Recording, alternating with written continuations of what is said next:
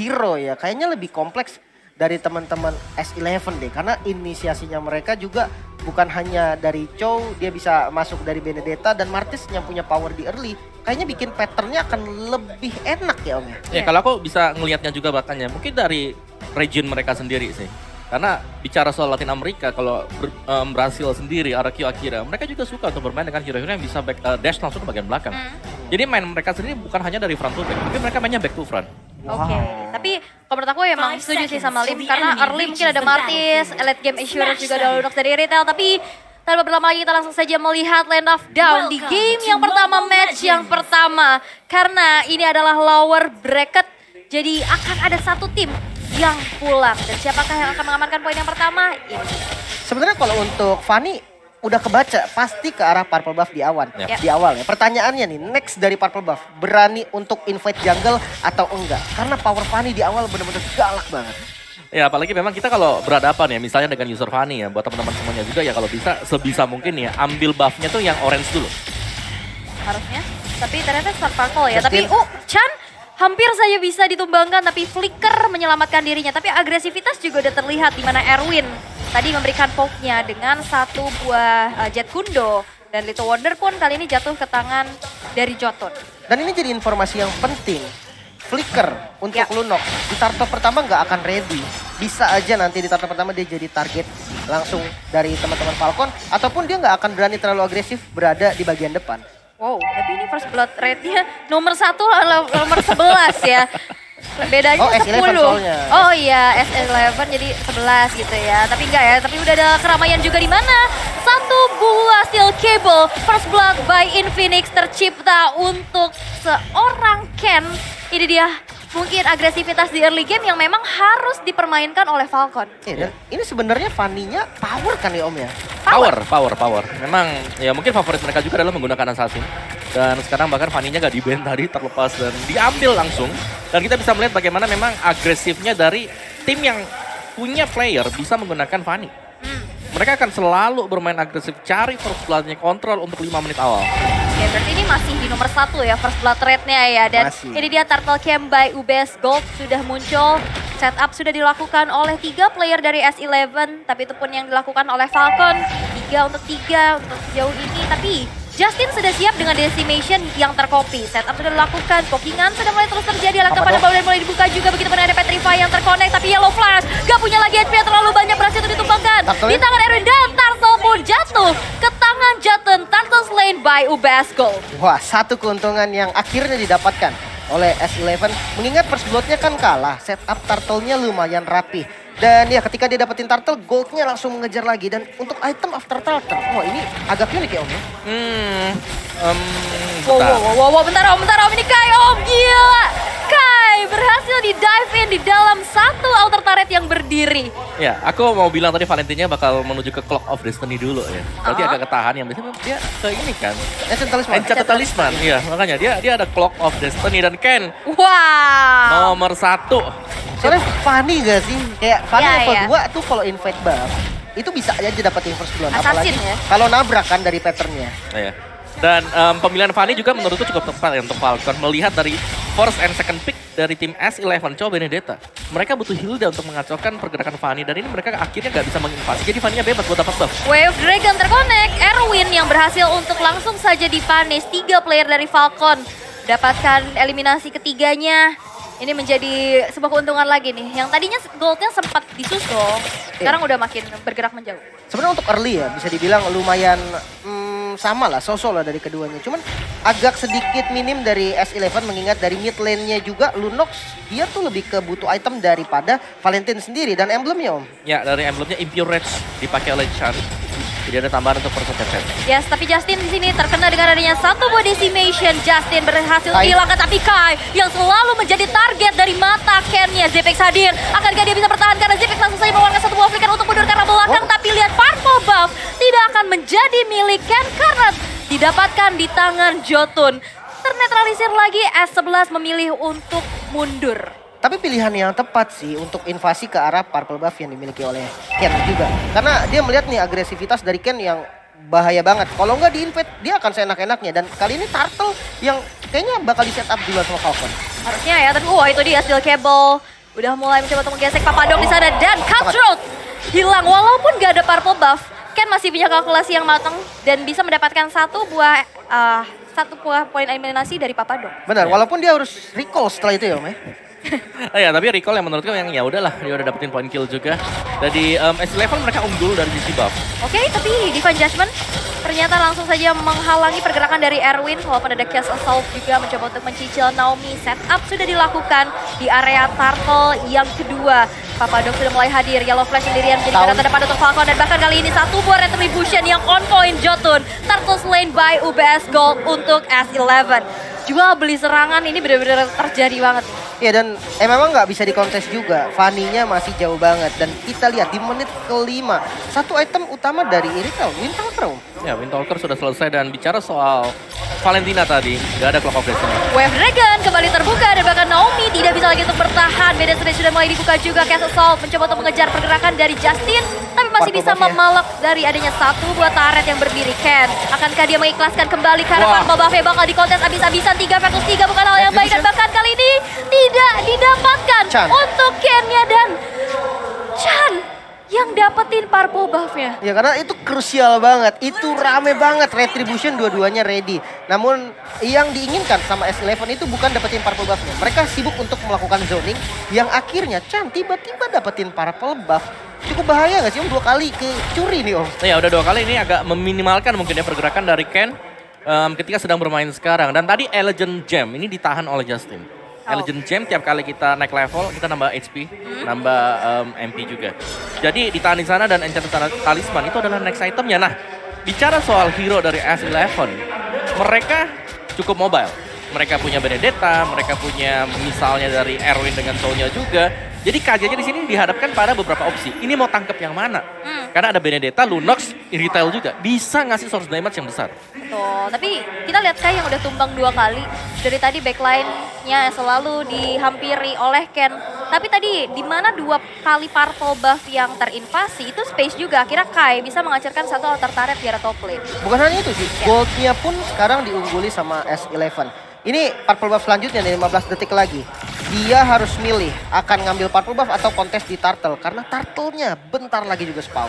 Dan ini dia Turtle Camp by UBS Gold yang sudah muncul. Tapi lihat, sekarang zoningnya udah dipegang sama S11. Dan bahkan kayaknya nggak bakal ada kontes ke arah Turtle. Karena dengan cepat banget damage per second dari Chan-nya. Dan Jotun pun berhasil menambahkan adanya Turtle Slain by UBS Gold. Dan nggak berhenti sampai situ. Ada Divine Judgment yang terbuka juga. Dan Jet Kundo kena 4 orang sekaligus. Memberikan satu efek pukul mundur yang luar biasa. Dimana Falcon kali dipaksa untuk mundur. Tapi Papadok terpanis sendirian di depan sana Jotun. Tertendang Wave Dragon membuat Jotun kali ini harus terkena damage yang cukup besar.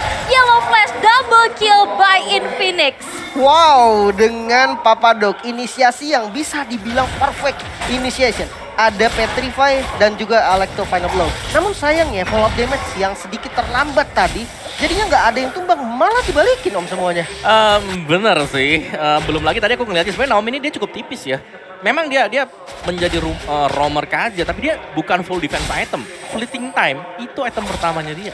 Jadi sebenarnya KJ-nya juga bisa ditumbangkan cepat, cuman memang dari S11 tadi menurutku follow up-nya dia mereka ini masih kurang pas. Jadi akhirnya Falcon mereka bisa kembalikin semuanya. Clock of Destiny Enchanted buat Justin dan tadi itu dia fleeting time first item buat KJ Naomi di early game. Ini kalau memang langsung diincar bisa tumbang cepat, Divine Judgment-nya nggak bakal bisa dipakai. Yes, dan itu pun tadi ada kesempatan untuk cicil-cicil ya di mana outer turret yang di arah tengah. Tapi sejauh ini makin tipis lagi. Tadi yang keadaannya dari Falcon unggul, dibalikin S11 unggul. Dan sekarang gapnya nggak terlalu jauh. Dan bahkan ada kerusuhan terjadi. Ken yang sekarang sudah mengantongi purple buff. Udah mulai terganggu dengan ada pergerakan dari Jotun. Meanwhile di bottom lane ada satu efek terrifying dan juga Naomi yang berhasil untuk mendapatkan poin eliminasi terhadap Erwin. Untuk ketiga kalinya harus kehilangan nyawa. Konsil dilakukan, Kai memberikan heavy crossbow tapi bisa dihindari dengan ada Brilliance of Order. Membuat dari satu serangan balasan di mana Kai tidak bisa bergerak lagi dan tidak bisa bertahan. Wow, order belian curian. Ini benar-benar bagus banget karena dia bisa ada di bagian depan. Bahkan kali ini defense coba dilakukan, belum ready dari Divine Judgment dari Chan. Flicker harus digunakan untuk defensif, paling tidak turretnya belum bisa dihancurkan. Makanya masih bisa nahan lah. Ya, tapi itu tadi memang benar ya, curian yang bagus tadi dengan Brilliance of Order itu mengacaukan kalkulasi dari S11. Serius. Ya, dan bahkan dia nempel bisa ngasih damage lebih damage dengan Arcane Shade-nya juga. Jadi, ya nice untuk Falcon dan pastinya akhirnya mereka bisa kembali lagi back on the track setelah berulang kali kita melihat Fanny tanpa purple buff.